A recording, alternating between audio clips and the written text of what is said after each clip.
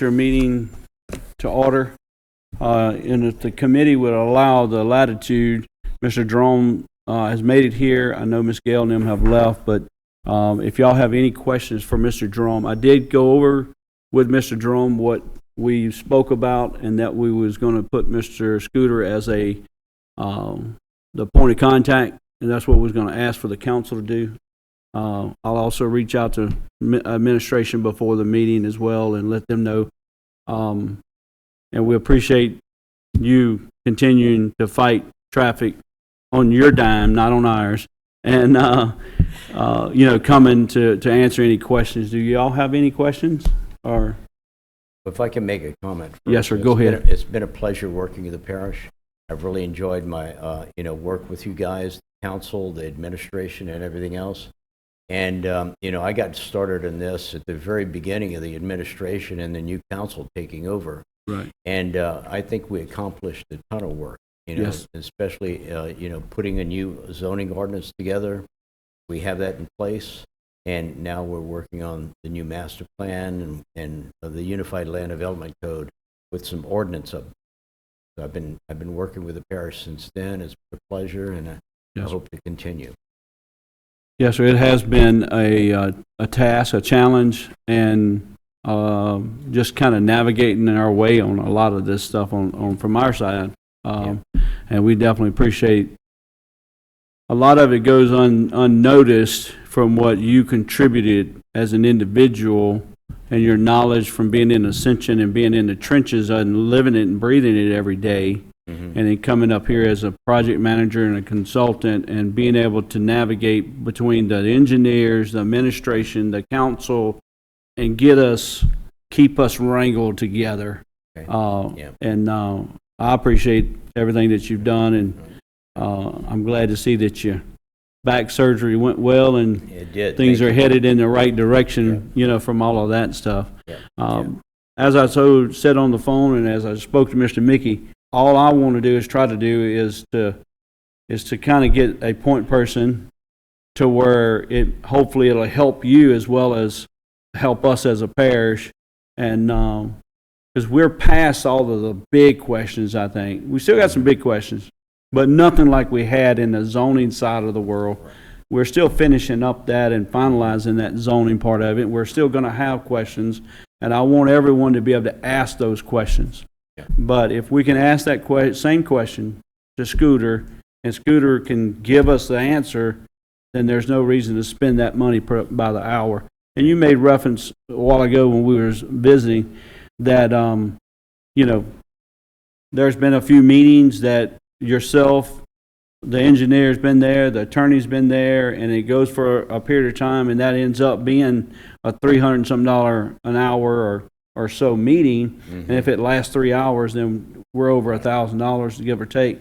And some of those meetings are necessary, but I think some of those may not. So by putting a point person in, and I think that was one of your suggestions as well. Yep. I think that definitely helps the situation a lot to get us to the finish line. Yeah, I think it'd be beneficial to have questions, and instead of having 9 council members calling, me directly, have those questions funneled into that one person, and then we can coordinate on a daily or weekly or monthly basis. Right. The only thing that I would ask and suggest, and I'm going to make sure that Scooter understands this as well, is that if I, as a council member, call him and say, this is what I got a question about. Mm-hmm. If he can't get me the answer and he needs to reach out to you, that's great. Yep. But when you respond back to him, whether it be email or what have you, that you copy that particular individual that had the initial question. Sure. Like just in the conversation. Yeah. That way they know what's going on, what was asked of them, of you, and then what your response was. So everything is above board there. Okay. Anybody else have any questions? Go ahead. I have a question, and I don't mean to put you on the spot for this, but the schools that were zoned not as schools, that they just stayed as like agriculture or S&B or residential, why was it done that way? I mean, Well, if you look into the land uses that are applicable for each of those zoning categories, schools were included in almost every one of them except for heavy industrial. Yes. So you can place a school wherever. Now, when we, I think that there may be an opportunity when we finish the master plan to create a new zoning category called institutional. Yes. And we've done that in the past in other areas. The problem with that is that, if a school district wants to go in and they're anticipating the placement of another school somewhere, brand new school, they're going to go out and purchase property. Mhm. And at the time, that property may be zone ag. It may be zoned R2 or R1 or whatever the case may be. They're going to have to come in. If we create the institutional category, they're going to have to come in for a rezone, right? As opposed to just leaving schools, a viable category with each of the zoning categories. Well, we ran into a problem with a cell tower. Yep, I remember. It can't be in residential. Yep. And Yeah, so, exactly. and then you have schools like, I think with the cell towers, if I remember correctly, they were allowed in a number of categories, but the cell towers, as I recall, requires a conditional use permit. And they have to come into the planning commission and receive a conditional use permit for cell towers. I'll have to double check. they were told that they had to zone, they would have to be rezoned. Okay. So, and that may be the case. I don't know. off the top of my head. I would think that it would be Yeah. prudent to have the institutional. Okay. It just, Right. as Mr. Goff would say, in my world, there's no way Denham Springs High is ag or Right. that's just, I mean, you could say commercial or small business, I might buy that, but Mhm. no, Yeah. that's institutional. I mean, what is this zone right here, where we are now? Residential, right? Well, you're in the city of Livingston. I'm not quite sure. So, Yeah. Yeah. But that, from what I understand, it's residential, so, Yeah. It may very well. right. What Mr. Drone was alluding to is, even though it says it's in ag, ag also allows, the institution allows the implementation of schools to be in ag, also allows it to be in these other ones, that if we do an institutional category, then the school board has to come up and go through that process and post it and change that zoning from ag to institution. But Really, anybody would have to do that if they wanted to, if they bought a big tract of ag land and wanted to, make it into something else. I mean, Right. that would be part and parcel of the whole reason you have zoning. Yeah. But, I mean, the reason was zoning was supposed to make sense, and a non-institutional doesn't make sense. I mean, Okay.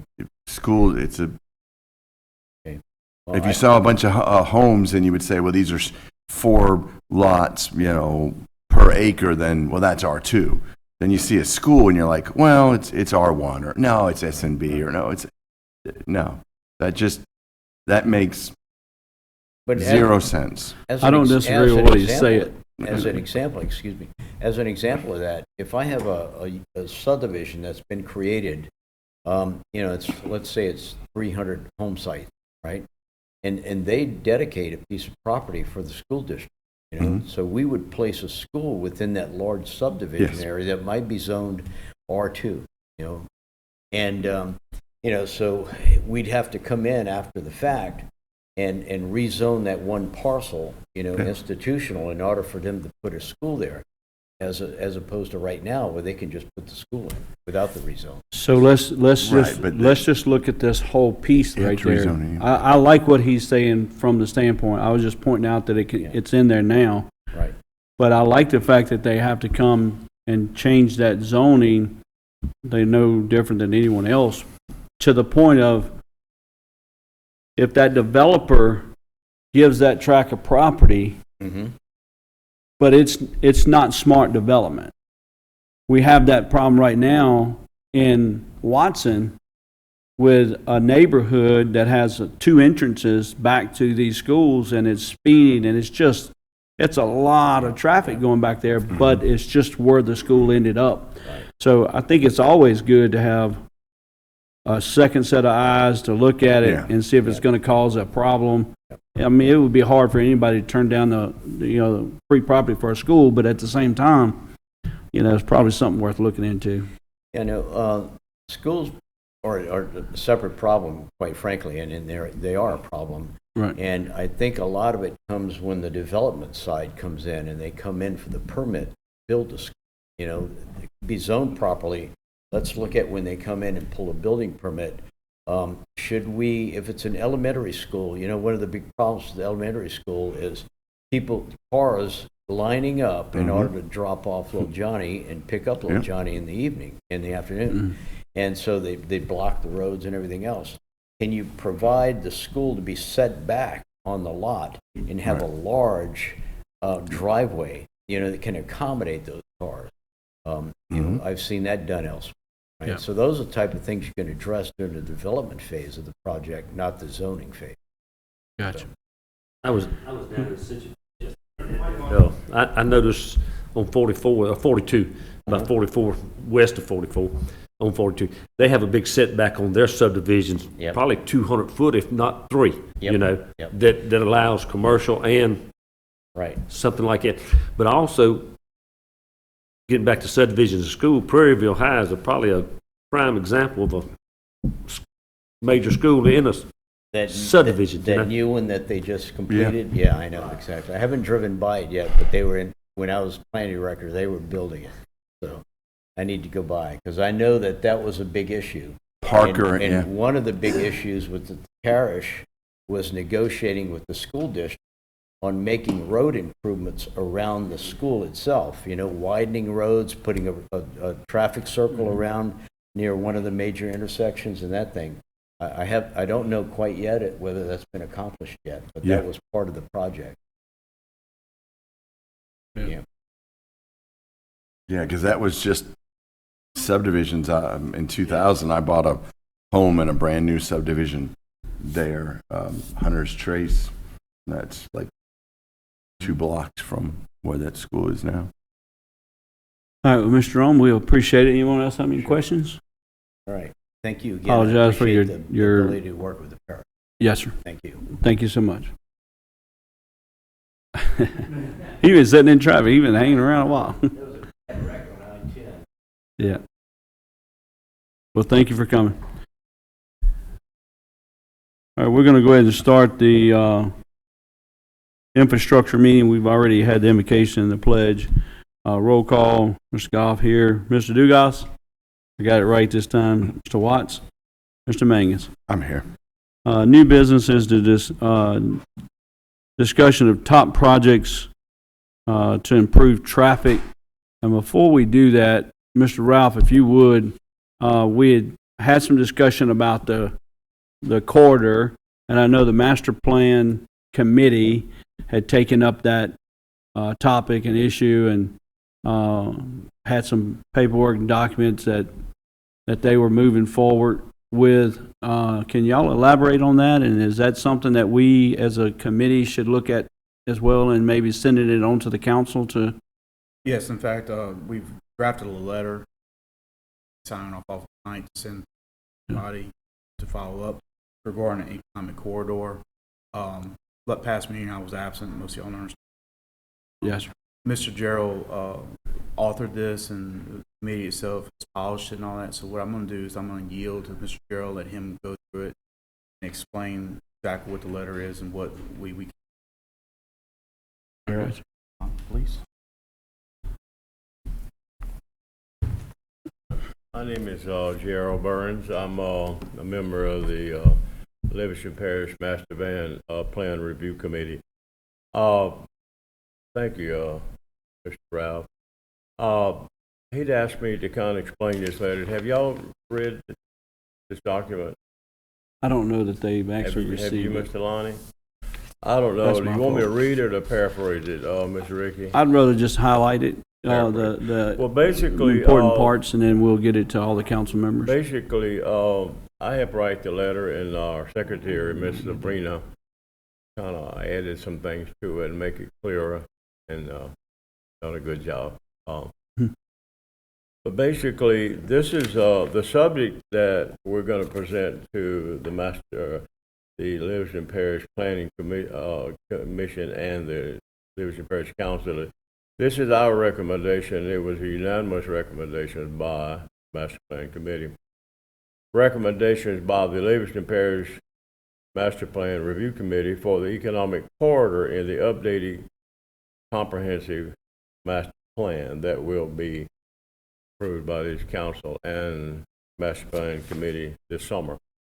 But it goes into talking about the economic growth within the corridor and the problem.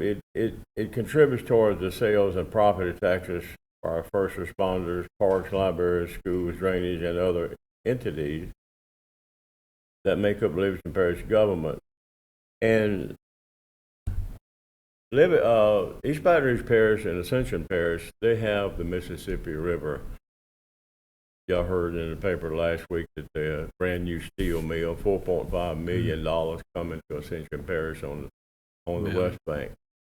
Well, we don't have a Mississippi River, but we do have a Canadian National Railroad to the north running east-west through the parish, then Highway 190, and then the interstate.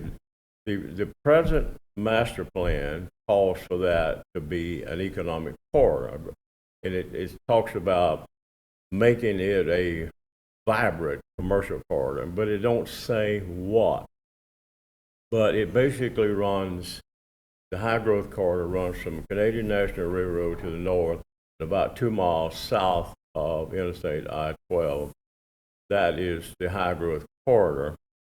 It tells you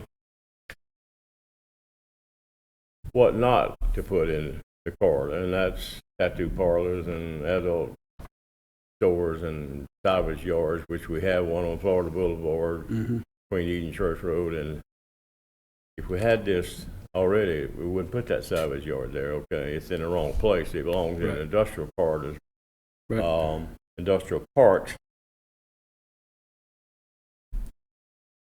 The economic corridor in the existing master plan is covered pages 11 through 36, 41, 86 through 89, and it's covered 29 times by map illustration if you go page by page in the corridor.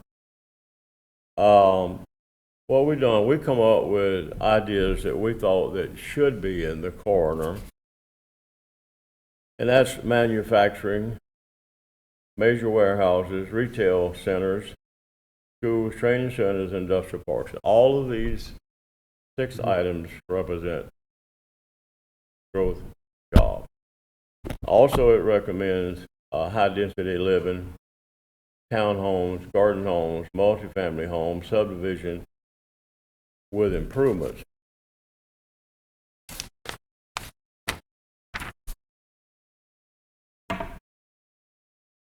In the last paragraph I'm going to read, these businesses mentioned bring a high level of sales and property taxes and millages for our first responders, parks, libraries, schools, drainage, Livingston Parish government. The Livingston Parish government gets money off of sales tax. By including these, encouraging businesses within the economic corridor overlay with the comprehensive master plan, Livingston Parish will be able to increase economic opportunities for our citizens, standards of living, and enhance of consumption of goods and services. We need to exploit the corridor.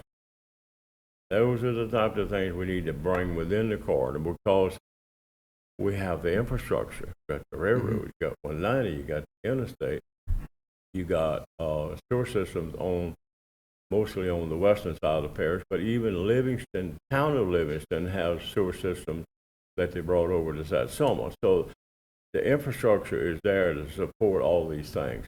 So therefore, this has to go into the master plan, updated master plan. I've talked to Mr. Nathan Lipson twice about it, and he's waiting on this. He wants to put it in the updated master. So Gotcha. anyway, that's basically. You got any question? You got a question? Yeah, I got a question for you. You listed about 10 things that could go in the economic corridor. The last several that you listed were garden homes in reverse order, deeded townhomes, Right. high density living, and subdivisions with improvements. Right. Question I would have for you is those, that's more of a statement, but those are economic drivers, but the ones you listed before were larger economic drivers. The residences were much more maybe property tax, homeowners tax, whatever. So is there a percentage? I mean, would it be an economic corridor if it became all subdivisions and high density? Well, there's the last statement that I probably did not read that, well, it's not in here, but basically out of the corridor, it would remain basically rural. But not to say some of these things would not be outside the corridor, okay? Well, I don't mean, I'm sorry, I don't mean outside the corridor. What I'm afraid of is that if we allow it to become all residential, because that would fit in that category. And you mentioned the infrastructure we already have, things like the Canadian National Railroad and all interstate. Those aren't really necessary for subdivisions. Those are necessary for industry. And we need that in this parish. We don't have, like you said, a steel mill or a brand new plant. We don't have the river. But we do have subdivisions. And we do have townhomes. And I'm just saying, let's try to focus. Nothing wrong with those, but let's try to focus on driving industry to this parish. Let me see Well, if I some of can. the things that I mentioned was retail centers, but That's one fine. thing that we have to understand is to make commercial viable in this parish. Commercial doesn't feed commercial. Residents feed commercial. Exactly. Residents feed hospitals and restaurants and so forth. You can't stop residential growth in this parish. If you do, Right. then you don't have commercial, okay? And I don't want to stop it in this parish, but like what you said when you started this, and I'm not arguing with you and saying you're wrong or anything. You talked about the salvage yard, and had we had this, that salvage yard wouldn't have been in that area. I don't have a problem with residents, but if we're going to do a true economic corridor, and we're really going to try to drive industry and lure industry to our parish, Right. then we need to have a rating system like they do when they put out bids. You know, this is higher score. We would much rather have Coca-Cola bottling plant than we would Pepsi. an R2 subdivision. I mean, you look at look at what LDEC did, Martin Brower. They paid more in property tax than 1,000 homes. Right. And if you look at the footprint, how much sewer they use, how much electricity they use, how much wear and tear they put on our roads, how many kids go to school. I mean, that makes money for us. And I'm not saying anything's wrong Right. with that economic corridor. I'm 100% behind that. Right. But maybe some verbiage that says multi-family, unless townhomes, subdivisions are at the bottom tier of what we want to attract in the economic corridor. Well, let me expand on that if you can, Mr. Mangus. It's just that in the economic corridor is where the infrastructure is at, especially I-12. We have a lot of opposition to putting high-density living outside the corridor, okay? So this brings it back within the corridor, okay? That's where the infrastructure is at. That's where the interstates is at, okay?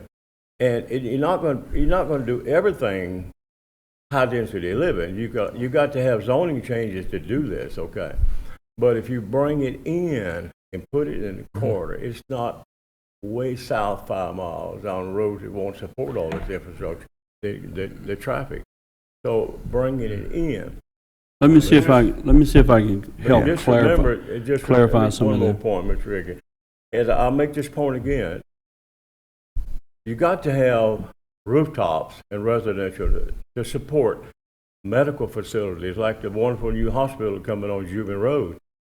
It takes rooftops, it takes residents to support this hospital. If you're not going to have any residential growth in this parish, you don't need a hospital. And the hospital came because you got 150,000 people now plus, okay? And they designed this hospital, and they're going to build it based upon the growth that's here and what's coming. And if you're not going to have any more growth coming, they're going to take another look at it, okay? You can't stop residential growth.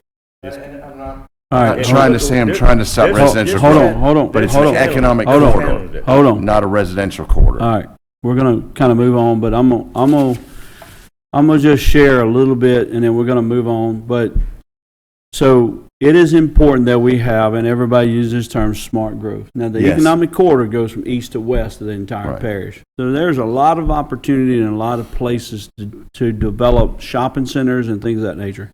So if you look at Jubilee Crossing, for example, on the opposite side where Izzo's and Lit Pizza and all that stuff is, they have all those apartment complexes. So what is a beauty about that is what Mr. Gerald's saying, there's a massive amounts of residential Yeah. there. They feed the shopping center, and they don't congest our parish roads. They're on a state road, which is the Jubilee, and they're on the interstate or they're on Florida Boulevard. So they do, I ain't gonna say that they don't congest it, but they do a minimum impact to our parish's infrastructure for that residents to be there, but they also help feed everything else. So any city or state or whatever that you go to, for the most part, you're gonna have a 300, 400, 500 foot off of a highway that's commercial, and you may have another entrance right there in the middle of it that goes into a neighborhood. You go through Baton Rouge, and it happens all the time. You'll have commercial corridor going down through there, but behind all of that, you realize there's this huge neighborhoods. So the more of that we can do in the commercial corridor for higher capacity living, the less it impacts our parish roads in our rural area. But it also helps feed and has more sales tax and more revenue and things of that nature. So it's a balancing act, and there's no doubt about it. So there's not no rhyme or reason where shopping center versus apartment complex. But in this corridor, they should all live together. They should all live together. But for the most part, we should try our best to have the first 300 feet to be for commercial or retail or things of that nature. Okay. I don't agree with there's a place for industrial. Yeah. And there's a place for commercial. And they're really two big different pieces, and I think everybody's going at it the right direction, and I commend the master plan for recognizing that and trying to put something in place to say this is the things that we want in this corridor, and then as it comes up, we decide if that's where we want it. Just like we said with the school a while ago, we want the school, we want free property for the school. Is it going to cause us more problem than it's going to benefit us? But if it's got to be somewhere, we want to try to have it in this given section here. Right. But Right, because basically zoning prevents us from having to shoehorn things in there. And that's why your master plan back in 2013 was excellent. You gave it to me a year and a half ago. I read it. I think you quoted pages from it in that document there. It does need to be updated. So I'm not arguing with you on that. My point is my biggest issue on WSP and what they did was they said things were existing. Where they were existing, we were just going to leave that zone that way unless somebody made enough of a complaint and changed it. Well, the problem is if it's just R2, or if it's just commercial, or if it's just R4, or we used to have R3, then that's basically the only thing that can go there. There's some conditional uses we talked about, like you couldn't have certain gardens and, okay, but no, if you have a mud or, the multi-use, if you have a land development agreement, if you have the plan unit agreement, that's fine. I've talked to many developers. We do not need to build any more just one type of subdivision, like just a whole bunch of R2s. Nothing wrong with R2. All right, so we're really getting Sorry. two different pieces here. We have a rural area that we're talking about zoning and this whole thing, but we are talking simply about the economic corridor, which is 190 Yes. north and south, give or take a mile or two, because the infrastructure to move cars and the sewer and the water Is there. and the rail and the interstate is there to support us developing more of a commercial status. And if we're going to bring in more residential, let's focus on the higher density residential in those sections where they don't impact the parish. Right. But yeah, Look at your Rock the Country. That was made a lot of money, and that's in that economic corridor, right? If you said I think Mr. Watts said in the past people have complained about noise or whatever. If you've got subdivisions all abutting that's going to be an issue. We need to be able to have a place where you can. We don't even have a civic center where we can graduate our own high school kids. So, So, Mr. Magnus, if y'all don't mind, let me go ahead, elaborate please, a and we're little going to more move on on. this economic corridor to tie it into the infrastructure, because I think there's some little disconnect here and that type of deal. So let me kind of explain facilities planning as far as it goes is what we're talking about. To be able to bring those type of projects in, the manufacturing, all this other stuff we're talking about, you got to have a little more than just I-12, the Railroad 190, and that type of thing. We have to have a system or a road plan that we have. We've talked about the I-40, Yes. LA 449 extension, crossing over, different things like that. That's going to enhance that particular corridor. As we go further east, we got other with 42, different ones coming this way. We can do connection, frontage roads, stuff like that. To bring those type of businesses in, we have to show that we're going to be doing those type of improvements, not necessarily right now, but we're wanting to put them in yes. and put them together. Now, how that ties to the R2 and the different ones like that, let me kind of explain how that will work. So we'll have these areas of warehouses or a higher industrial or stuff like that. But you also, if you look at what you have now, you technically almost have a hospital corridor if you look at it, with where the new Juban Road goes, where the lake is at 447, and then we have Satsuma with North Oaks. No, Yeah. Red Oak, but North Oaks. Yeah, Okay. North Oaks. Yeah. So in this economic corridor, you're going to bring in also those type of professional businesses to this area. Now, a lot of times, if you go in other areas of the nation, different states and stuff like that, some of these bigger companies that we would want to develop to come here, they will build their development out. They're building their development area, but they also attach into, and I'm going to use an R2 category, to bring in townhomes, condos, stuff like that, because that's where their young professionals will live, work, what they'll say, live, work, and play. Right. And then they're able to go to work there. And then the older professionals, and I'm throwing myself in that category, older professionals are there also. So that's where the multi-part feeds into it. We're not just saying we're going to do nothing but a high-density residential. Right. Okay. What we're saying, what we should be looking at pretty much is we should be looking at like a land development plan or something that allows that to spread through and have the R2, the high density in that area. We don't want that, really truly want that R2 up on the interstate. We don't want all that up on that. We want to reserve that Easy area. access. but Which that's is it. what in the past we have. I Right. mean, we've But- got R2 right up abutting the interstate, basically. Right. And we had natural frontage roads we never used Like I just made a trip to Texas recently. It's amazing how those frontage roads. Turnarounds, huh?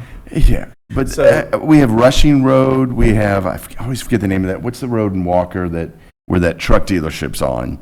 Oh, I know the little frontage road right there. You remember what it's called? I know it goes back to the front, right? Yeah, and But see, Milton goes across and almost connects. There is a huge field between there Right. and Satsuma. and those roads could have been just perfect frontage roads, and then they would be commercial. But now we've got houses on some of them, and right. and So what will eventually happen in the long run is we develop this economic corridor and we are adjusting these zonings Yeah. and making these improvements and doing a drainage improvements and different things like that. What eventually will happen is these existing residences you see there, they will, I'm not saying today, tomorrow, or the next day, but in the future, 5, 10, 50, if we move on this 5, 10, 15 years down the road, those houses will cease to be residential and they will be more of, lack of a better term, a mixed use, a commercial, a light industrial or something like that. Because what would happen is those particular tracks, because of that economic corridor, you wind up having a buyout as that happens. I mean, prime example is back in the 80s and the 90s when there was a big flight from Baton Rouge and everything around downtown Baton Rouge went away. And downtown Baton Rouge was a ghost town. They had a reinvestment in, and now that has over the years has spread back out toward us now, all that blight area. And that happens. That eventually improves, and those residentials eventually will become some type of commercial or mixed use or something to that effect, being that close to the interstate. It does happen. In fact, you said just went to Texas, going through Houston. That is a prime example. That's happening as they have sprawled out. Those areas, or the older areas, have now become more of a commercial, right, and have become that type of deal. But we have to have the foundation of, guys, this is our economic corridor. This is where we're going. We want to do this. We want to develop this. That type and that's why I applaud you for that, Mr. Burns, because without an economic corridor, businesses, when they think about coming here, I mean, like if they want to put a facility, they see ag and they see residential. They really don't. Where would you put? So the first thing a business is going to come in, let's use a steel plant for an example. Yeah. By chance, my degree is actually in facilities planning. Mm-hmm. First thing you're going to look at is connectivity. Roadways, rail, and water. Okay? We have rail and we have roadways in this area. We don't have water. We don't have water now. Okay? We're putting an airport in. Mm-hmm. That is another checkbox. Yeah. Okay? All right. Can we get our goods in? Can our goods get out? Right. That's the main. Second thing, what utilities, what do they have there to support? Do they have water? Do they have gas? Do they have power? Yeah. Okay. The more of that checkbox stuff that you have, the more feasible you look for a company to.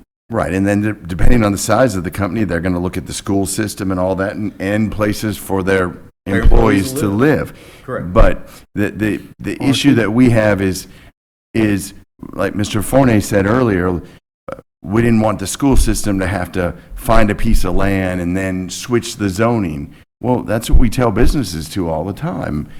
You know, you find something, then we'll switch the zoning to you. If we would have set it aside, we had a golden opportunity with this whole WSP zoning thing, was to say, this is economic, this is what will go here. Right. So part of that, and that's what this master plan eventually is going to do. You're going to have Eventually, yeah. You're going to have an opportunity. It's in place now. It's in there on that wall, Right. and it's a legal document It that this is. corridor exists, but it never was like utilized, okay? Because the zoning part of it was still in limbo. So now we have rolled the clock forward, and what we're looking at is things that's just going to have to manifest over time. We have to put things in place and smart growth and have some say in it. Bass Pro, I remember I used to get off the interstate Bass Pro at the Dental Springs, and I'd go fish at that little pond, the whole 9 yards, all right? That's a total different environment over there now. Yeah. And that's what's going to happen, and that's what the barbell that they refer to in Right. that master plan that was done 10, 11 years ago. And you look at it now, and a lot of those things have been happening, but a lot of those things, as Ralph said, are happening in the communities, which is Livingston. It's a state highway. It's a little community. They got that's where the traffic flow, the commercial part of it is. The same thing in Albany. They're experiencing some crazy growth as well. But look at Denham Springs and what they have experienced because of Bass Pro and these other things. Now you got Jubin Road. So that's what we're talking about, is in seeing it, figuring it out, and letting it evolve. And they all have to coexist. They all have to coexist. Just if you're talking about a zoning Smart instance, Yeah. regarding that. So the council has an ability to itself to go on and rezone a piece of property if you wish. That is up to the councils. I mean, it's not great. It's not good public opinion, but it does happen. Other parishes have done that. There's been court cases and everything like that where parishes rezoned a piece of property. I mean, prime example of one is when you drive down Lake Charles there on the left-hand side, right at the public services exit, there's a big mountain on the side. There used to be a dump. Yeah. They rezoned the dump. And guess what? No more dump there. It's just a mountain that's left. And everything else is now commercial. They built these frontage roads, and you see all these businesses going up. That was something the council had decided to do themselves. Yeah. The other part is just make sure what we're supporting here, zoning and supporting, it's basically giving meat to this bone now. Right. The next meat part is us working with getting an infrastructure map together, showing what we're willing to invest in the future for roadways, on-off ramps, rail spurs, Yes. different things like that. Airport, can we expand this airport to in front of maybe small cargo? Follow what I'm getting at. Right. We need to show that we're to support this economic development bone, if you want to call it. Right.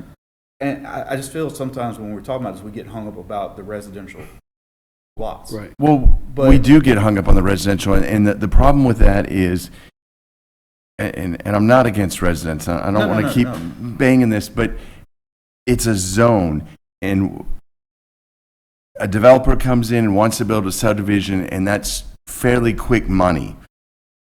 How many years did it take to attract Bass Pro? Oh, 10 plus. 10 right? plus years, 10 3 plus years years. of hard. And what we're trying to do is do 10, 15, 20 years out. And yes, it's not going to be quick. We're not going to get D.R. Horton, DSLD, Alvarez money instantly. But we have a chance to make a serious difference. And if we've got too much residents in one area in this one quarter, I'm not talking about the whole parish, but in this quarter, then we may not be able to get another Martin Brower. We may not be able to get a facility that we need, the Let SPOs me and make all this that. statement real quick here, okay? I don't need DSLD money. I don't need the developers' money. Right. Okay? They are in the business to make a profit and money. It's their responsibility to go out, find the piece of property, do what. My responsibility is to create an environment and a channeling mechanism for smart growth. And it doesn't really have anything to do with residential other than trying to manage the residential traffic and continue to allow the residential to grow smartly. All right, that's why the zoning is. But what we're trying to do is create a corridor for the businesses that can check these boxes off Yes. or know that that box is there. I can't put the check inside the box, but I can put it on the outside of the box because it's supposed to happen, and everything that they've said that they're going to try to do is moving forward. For example, if I'm going to put a thing here and the airport has plays a factor in it, then I'm putting it out there and saying I'm looking at it, and then I'm paying attention to what's going on with that particular development of the airport and making sure that is moving forward. And then it's an investment that they make into whatever property that they're going to do around it, knowing that this other part and that they have good confidence knowing that the airport is going to happen. Right. If the airport plays a big factor in them. So they're planning their future and their future expansion. So one other thing I just thought about, so Mr. Ricky was talking, that and I don't have the answer, which is unusual for me regarding the zoning stuff. I know East Baton Rouge Parish, Ascension Parish, all of them, you have your zoning, but inside your zoning, you have a future land use tag. And that's a tag that is put on by the parish that eventually this is what we prefer to have this as a zoning. Yes. That everybody sees when we go to do these developments and stuff. That's one thing I think we need to explore to see if we have that future land use. Well, that's what the master plan eventually will adopt, and it will say that this development is designed to be commercial. That residential, resident that lives there, is still residential. Right. But what our desire there is for commercial. So if a commercial property goes in there and they ask for rezoning, then we look at what our vision is, and our vision is to have it commercial. We grant that particular parcel property commercial. The resident is still there. Correct. And unfortunately, at some point in time, like you said, that resident will or should transfer over to commercial. And that's what I was saying. We should, and I would have to look for myself because I just don't remember. We have it. What I think we do have it, but that's one place that you were talking about that gives that tag of where that should be going to. So if someone comes in for a residential development in the middle of this, you can always lean to, look, our future, right here, line such as future land use, mixed use, or industrial, whatever. If you're going to do this, what business can you bring in to support this? Yeah. I.e. the commercial corridor, and i.e. the definition of what the master plan has. Instead of saying this is what we don't want in it, these are the things that we do want in it. Right. And this is the commercial corridor that is already established 10 years ago, 11 years ago, 12 years ago. And it just needs to be redefined. But that doesn't mean that we stop at that commercial corridor, right? Because now the airport, instead of being commercial there, now that becomes more of an industrial and section. Exactly. And that way, if I come and I'm purchasing property for my R2 or R1 or agriculture and I'm building a resident, I can look at this plan and say, man, nah. I don't think I want to be right there. I think I want to be way over here. So, One of the other things I think we've talked about this is, and again, let's get back to infrastructure. right. About it. So within this same corridor, you have the ability to say, within this corridor, here's the rule. So let's say you're talking about frontage road, okay? If it's in the corridor and you buy 2,000 acres, you got to give me 80 foot of servitude to put a frontage road. You don't have to build it, but within that property, and that, again, that goes back to what we're talking about, the master plan within that zone. And what you're saying is exactly right. You're thinking ahead. You can say you can't build residential within 500 foot of the interstate. Look how much Baton Rouge Airport has had to spend to lengthen their runway. They had to physically move a road and buy all those houses. New Orleans Airport, they had to, all the sound. Again, that's what they're saying is the zone is adopted by ordinance, it's law. Yeah. So whatever rules you put in this zone, just like we could go down to the Amite River and say, okay, 500 foot from each side of the Amite River, here's the rules. Okay.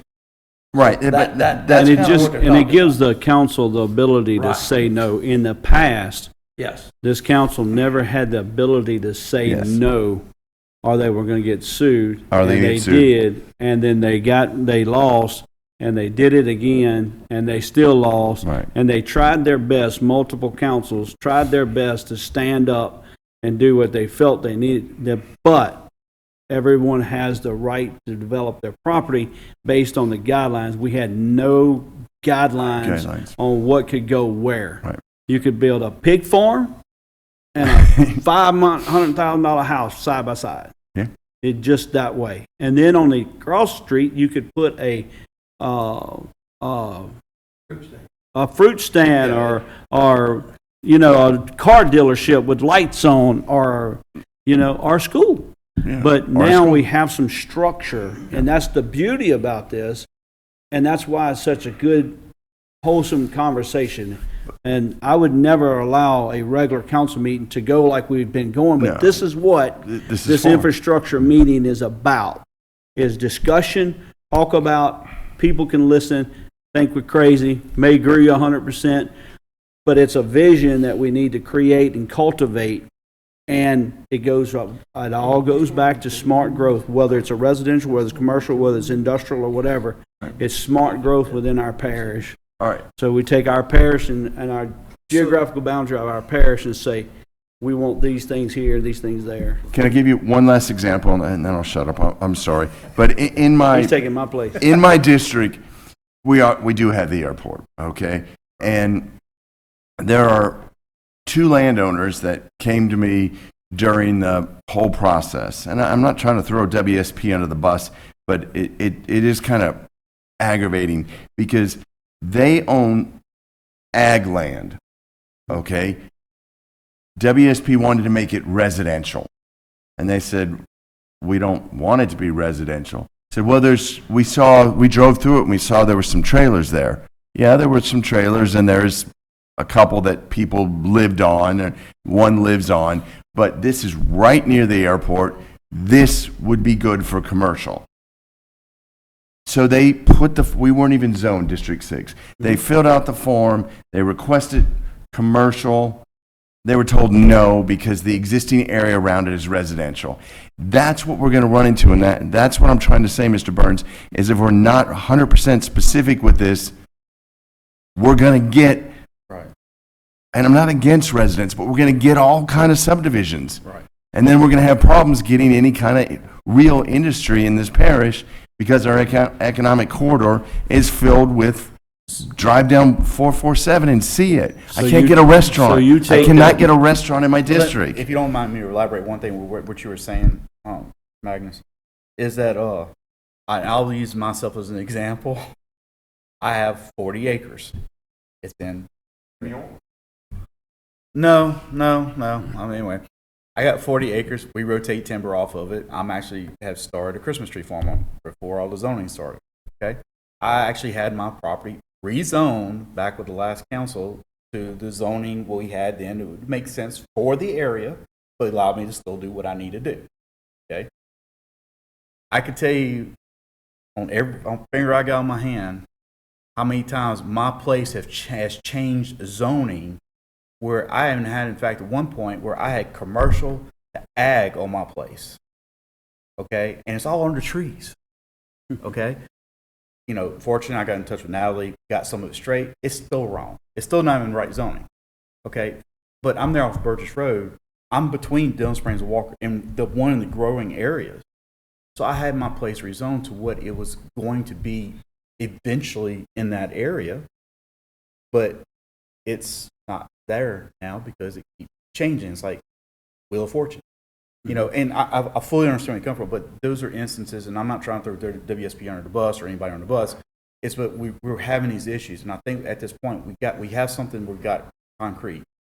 Now we need to start looking at it as a whole, as council, as a planning, as us as a community, and let's start getting a lot of these correct. And I'll give you another example. The gentleman across the road from me, he's been having an industrial mechanic shop there for 20 years in the back.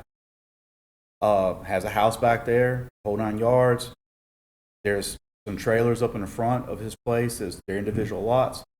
His whole place and his trailers is all zoned mobile home park.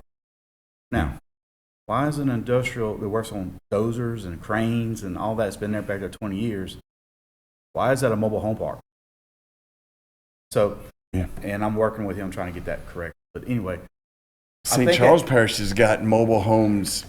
If they're rented, that is a mobile home. Instead of M1H, it's C. It's MC. Yes, a commercial base. It's so, and that's another thing I talk to them about a lot is I believe that residences that are rented out are commercial.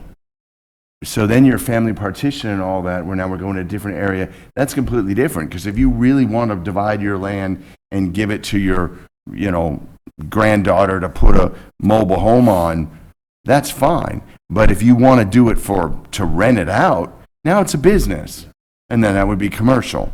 well, I don't want that. Well, then don't do that. So I'm saying is we need to do that as a council. It's fine to divide your land up, and if you want to do that for that. But if you're doing it to make money, then be honest and let's zone it in commercial. Well, I think to tie everything kind of back to what we originally started at with the economic corridor is basically what we need to really look at our infrastructure, Yes. facilitate what the wishes of the council community is. We were looking at also as the master plan review committee, just to help give some more meat to this is what we want in this area, Right. and this is what we're going to have to do support it.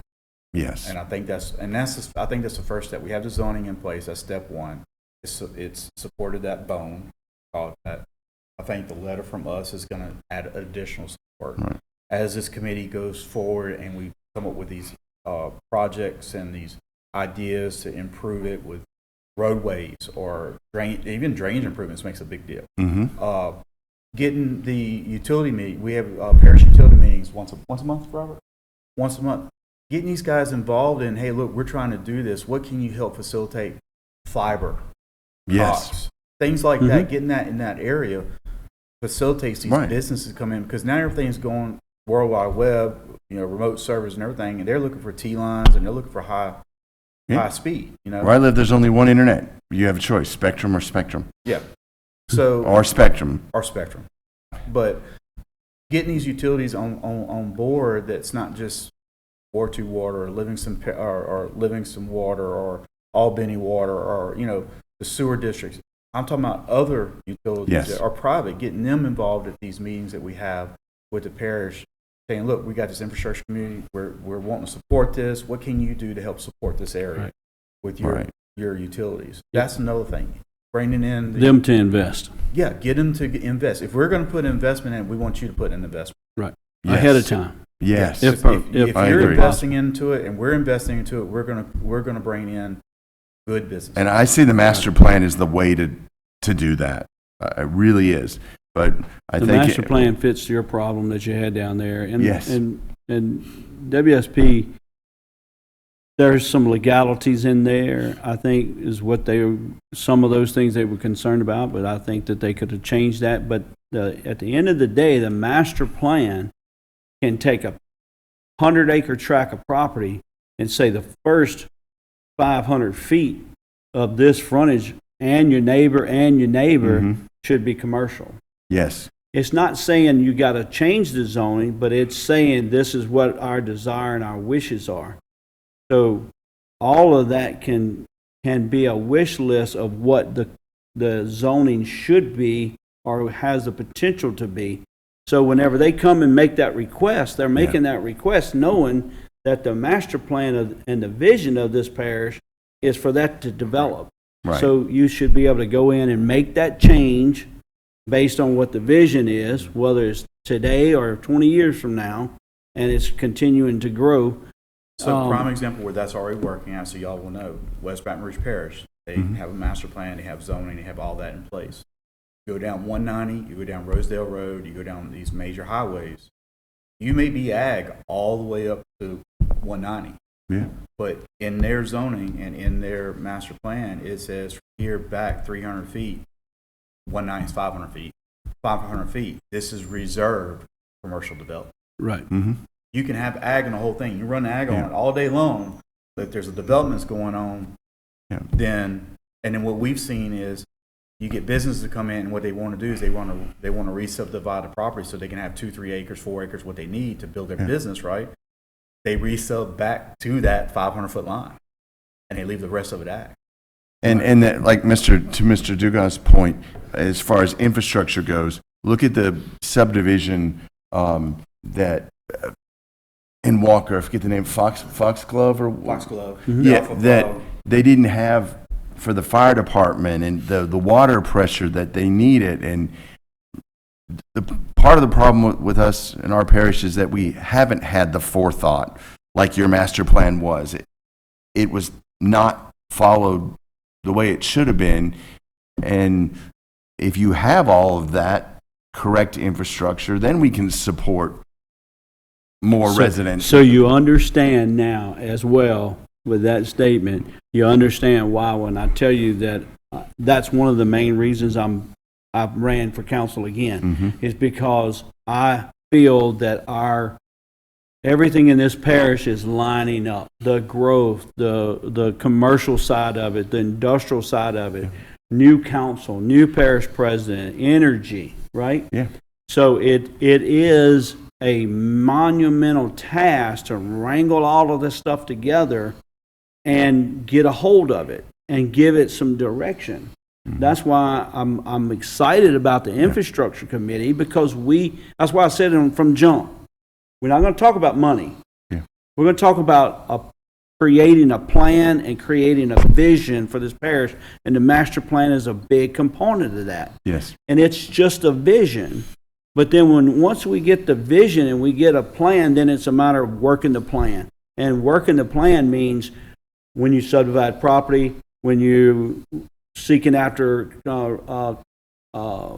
commercial investment, and also from the just from the whole infrastructure of our road system and our sewer system and our water system and our drainage throughout the parish. It all has to work together. And now we have we kind of have a lot of those tools. And that's what's exciting from my standpoint, is I see it kind of coming together in pieces, right? I see it coming together. And I can just absolutely envision a much better Livingston Parish for the growth of the community, for as having all the assets that we need that's in Baton Rouge here locally for us. And hopefully, we'll talk about a little bit more tonight, how do we catch up with our traffic growth problems, and how do we address those moving forward and do smart things. But in the past, all those things that you're talking about, couldn't do nothing about them. Couldn't do nothing about them. Now we can. So the frustration that you have is, why don't we? Well, we can, but it's just not going to happen overnight. We didn't get here overnight. We're not going to get out of it overnight. Yes, sir, Mr. 2 points real quick. So the master plan is going to help us do 2 things.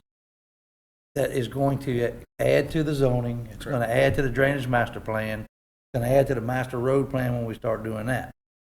And the funding source, because that's what we're all talking about, right? It doesn't do me any good to go to the state legislator or to the DC and say, hey, I need $20 million.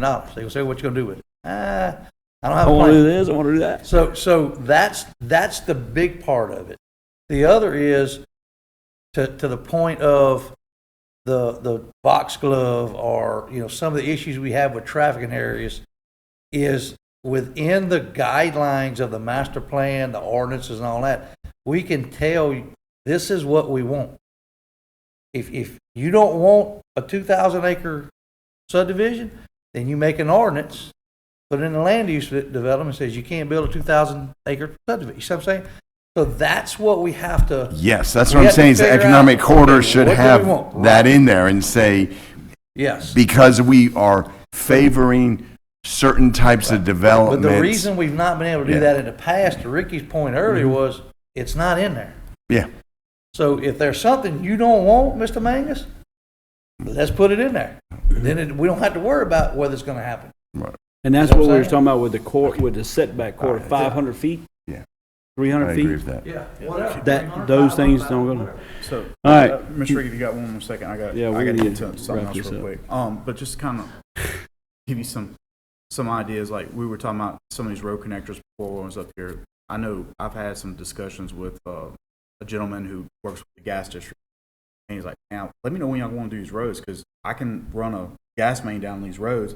This is going to help our backbone in this parish." So it's just not just about roads; it's about the utilities and stuff like that. So, and to the point what Robert was making, if we don't want a 2,000 acre subdivision, but hey, look, we did this road plan, we got to figure this out, and look, we can support this, but what is this going to support in other parts? Then that's when you can allow that. And gentlemen, I don't mean to run out, but I do have to run out for something else tonight. We're going to start wrapping it up, because Thank you. item 6A, we pretty much have covered that as well. The discussion of top projects to improve traffic. I think Mr. Ralph and I are going to get together and sit down, and we're going to come to this committee with, 25, 30 projects throughout the entire parish of basic direct improvements that we feel that need to be. And then I'm going to ask for each one of the council members to look at their particular district based on that starting point and see if there's anything that you feel that we missed, a turn lane, a roundabout, or something of that nature in your particular district. We're creating a master plan, if you will, of how we're going to address we're behind the curve in the west part of the parish, in Dental Springs, Walker, everybody knows that. There is some things of possibly extending Jubin Road to Lockhart and then taking Lockhart into the power lines and going north with the expressway. We've discussed it already, but we're going to get that locked down a little tighter. That way you'll be able to move traffic north and south. It'll help Dental Springs, it'll help Walker. Same thing with 449, taking it down to Black Mud Road to allow traffic to be able to go to there and get off and go north. Those can be parish funded roads and help us get past the curve a little bit. And then submit maybe a plan for widening it. So I'm going to sit down with Mr. Ralph, and at the next infrastructure meeting, we're going to have that to go over, and then I'm going to distribute that out to each one of the council members if the committee is okay with it once we look at it. And then hopefully that will become a project, vision for this parish, and a project vision that has no money tied to it. But ultimately, we want to take that and start putting some money to getting those shovel ready with what they call H status. So Robert, when they say, hey, I got $2 million, then he can say, I got a roundabout, or I got a turn lane, or I got this. And then I use 444 and Prince Summit always as an example that it gets congested in the afternoon. It's not terrible, but it's just going to continue to get worse. So if we can put a roundabout there and money falls out of the tree, then we go ahead and do it ahead of time. We plan ahead of time for it, but we still got to work on these other things. So I just wanted when you said that. So there's different pots of money we can pull from the MPO and the Capital Region Planning Commission. So there's the big money stuff is the STIP, is where we get these large projects done. That's kind of like you get one every 3 or 4 years. That's about it. But I did meet with Mr. Jamie this week, and there is some monies. They call it the carbon emissions program or whatever. Basically, if it'll reduce carbon emissions, it's a viable project. So turn lanes, roundabouts, that kind of thing, it's a possibility. Of course, it's an application process and everything. You also have safety grant. So there's one particular we've submitted for. There was another one that came up that we had the sidewalk, pedestrian. Yeah. They call it pedestrian non-motorized use type deal. There's also some that will do some rumble strips, signage, striping, that kind of thing. So there's a bunch of different projects, but as I've told everybody before, if I don't know about them, then I don't know where to go. There's no way. So yeah.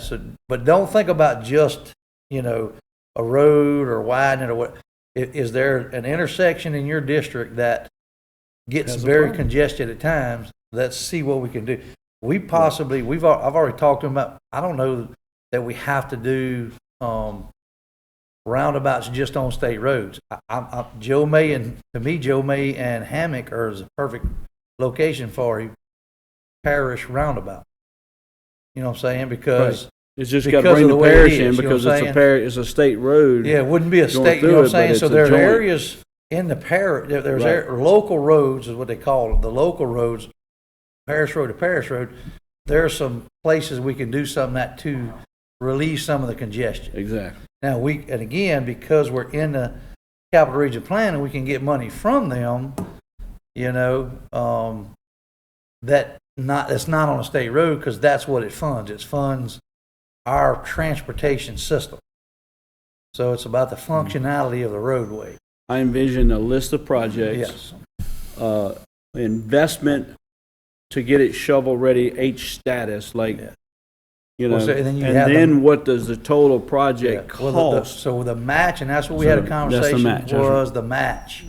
And some of those programs, you can use the engineering or the right-of-way acquisition, the utility relocation as your match, but some you can't. Right. So that's kind of where the trick is. So- Okay, I'm gonna make one more statement, and then we're gonna adjourn. So moving forward, for everybody out there and watching, we're gonna stay more on topic and not get way off into the weeds in a long, lengthy discussion of all of this. But I will say it's good, healthy discussion. Okay, so I never not want to have the discussion, but I just want us to make sure that we try to stay on topic and we give something, you know, 5-10 minutes of our time and then stay on topic. And that's what this infrastructure is going to bring. It's going to bring discussion. It's good. It really is. So for us to get off the ground and kind of get some focus and get some direction, these meetings are necessary. But I think now we need to start pulling this all in together and really having some more specific items. And I will make sure and take care of those items for the next infrastructure. One will be a list of projects. And again, this is not taking any money into consideration. This is a wish list, a vision of how we can fix some of our problems. And we're going to create it, and we're going to work the plan. And then we'll see if we can. If I could do anything for anyone out there in the audience, is to ask everyone to look up the Green Light program in Baton Rouge. And what is it? Move in Ascension, is that right? But in Ascension is called what? Move in Ascension. So those two programs basically are well ahead of us, and we're not going to re-hoe up the garden. We're going to take a lot of what they're doing and bring it into our umbrella, and then use the road funds that we have, and then maybe even bond some to get caught up, but bring that concept to where we have shovel-ready projects and we can start doing things. And I think Blue Bonnet over by the mall is some of that Green Light program. But if you look that up and see what it's all about, you'll realize kind of what I envision the infrastructure to be moving to. Anyone else have any comments? Nope, none? All right, motion adjourned. Mr. Watts, motion. Second by Mr. Mangus. Motion carries. Anyone opposed?